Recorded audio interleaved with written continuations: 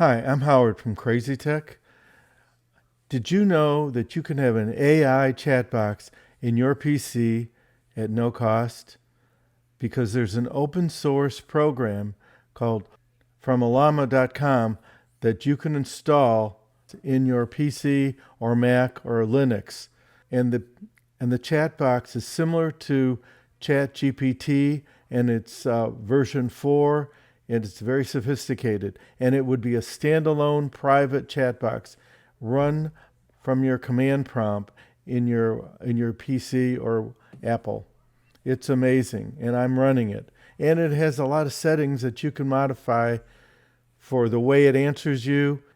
It saves what you said to it and its response. And this is really simple. You just go to ollama.com, download the software for Windows or Apple, run it in the command prompt in your computer. It installs it, and then from the command prompt, you download the large language models, and then you run them from the command prompt. And it's just like ChatGPT. You can use any computer, but the faster the computer, the faster it will run. If you have an NVIDIA graphics card, you can run it, and it will work really fast. If you don't have a graphics card, you can still run it, like I'm running it in a Toshiba laptop. It's a little slow, but it still works. In general, you'll get valuable information from it. In the description, I'll have some of the details and how to install it and what to run, and let me know what you think. This is an amazing program that will let you run various different LLM models. Right now I'm running ollama 3.1, which is from Meta, and it's equivalent to ChatGPT 4.0. Once you install Ollama from ollama.com and you run it, you'll run it in your command prompt.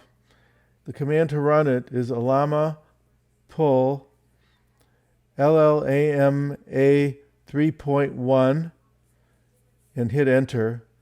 This command will have it download the LLM, and then once it's installed, which will take about a minute, maybe longer, maybe less, you will then run it by typing Ollama, which would be ollama, run ollama 3.1.